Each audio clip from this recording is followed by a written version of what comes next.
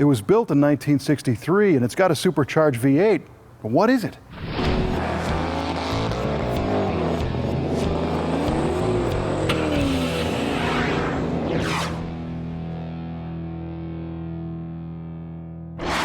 We might be stretching the envelope of the definition of muscle car as we look at this week's vehicle. This is a 1964 Studebaker Avanti wearing the R2 Supercharged 289 V8 option. Now this car is very different, not only in its styling, but in the way it came to be, and we think it's worthy of taking a look at.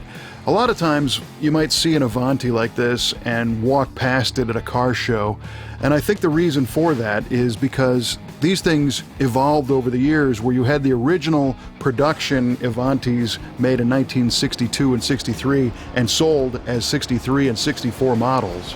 And then Studebaker kind of took a dive, so I think a lot of times people are confused by what they're looking at, so they just kind of walk past them.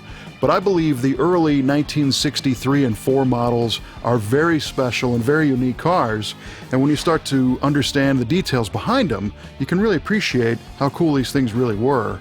It's pretty neat to think that a car that looks this modern was actually done back in the early 60s. It's got a flush mount glass cover over the headlight, which looks like a modern car. It's got this neat asymmetric hood bulge, which ends up going right through the windshield to become the gauge surround. The whole body's made of fiberglass.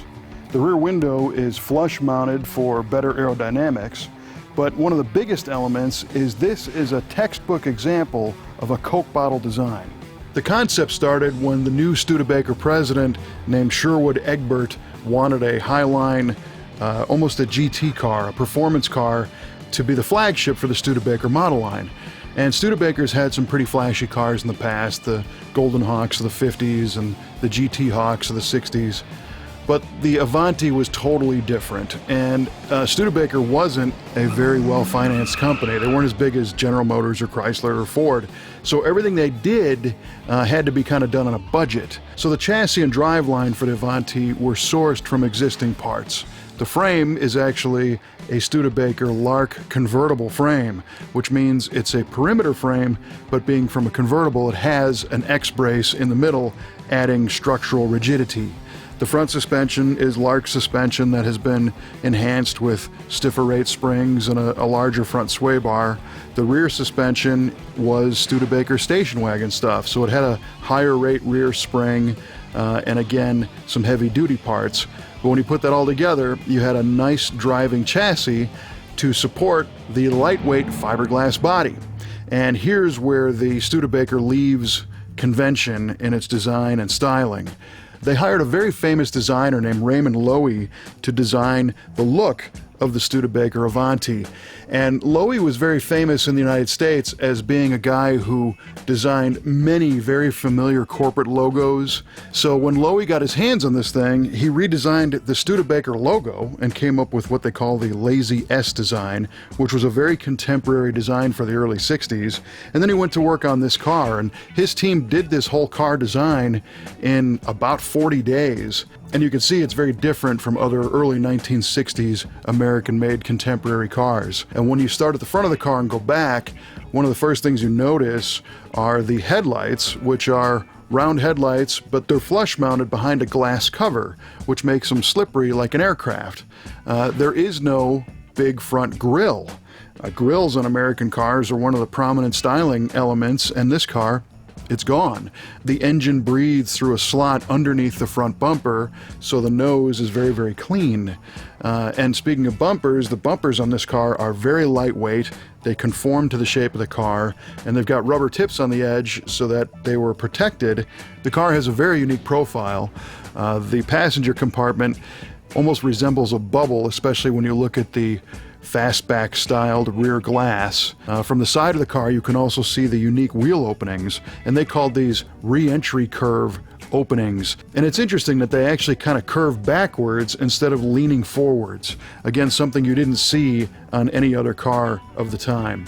And even little elements like the taillights wrap around from the backside to the quarter panel, making them more visible. But back in 63 and 64, the cars by law did not have to have side marker lights, so this was a nod to safety. The interior on this car is more like fancy Ferrari than stodgy Studebaker. It's got a lot of very elegant touches, a wood grain console with some very light detail bright work, a nicely accommodating dashboard with a lot of gauges, a racy looking steering wheel, and leather seats. It's really an advanced design once again that complements the outside of this car.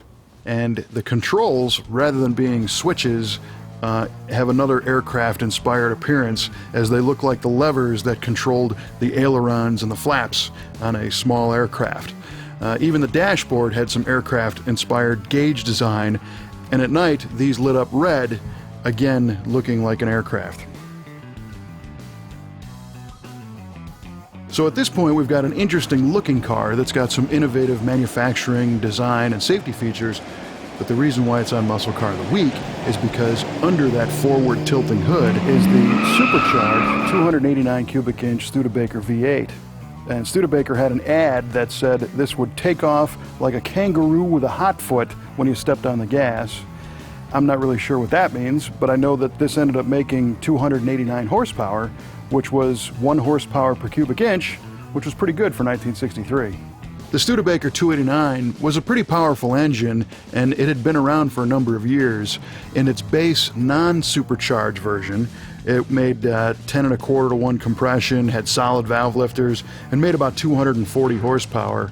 But the Paxton Products division was owned by Studebaker, so they figured, hey, why don't we throw one of our dual belt-driven superchargers on this thing and see what it can do. The first supercharged Studs came out in the 50s, but by 63 and 64, this thing was making around 305 horsepower, somewhere in that range. But by the time they installed them in the Avantis, the supercharged R2 engine was making over 289 horsepower and around 305, 310 foot-pounds of torque. Because that supercharger, although they lowered the compression ratio to 9:1, it boosted the engine by about 5 psi. So it made these things pretty respectable on the street. And interestingly, the Studebaker Avanti was the first regular production American car that had front disc brakes. So not only did they want this car to go fast, they also realized it had to handle well and stop well. So it was fitted with 11.5-inch disc brakes in front and 11-inch drums in the rear, and it also had a 3.54 to 1 Dana 44 rear axle, so it was able to put that power to the ground. This car found its way into the Brothers collection because it's an outstanding example of an original 64 Studebaker. They didn't make very many of these Avantis.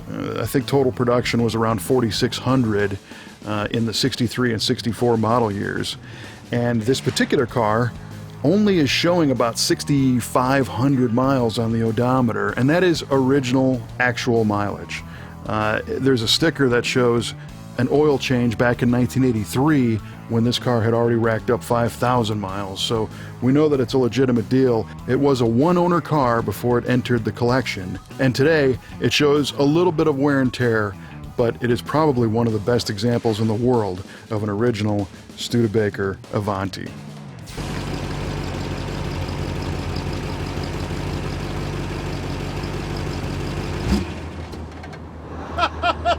That's great burnout.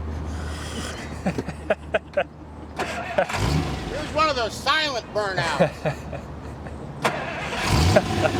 That's going in. Ready?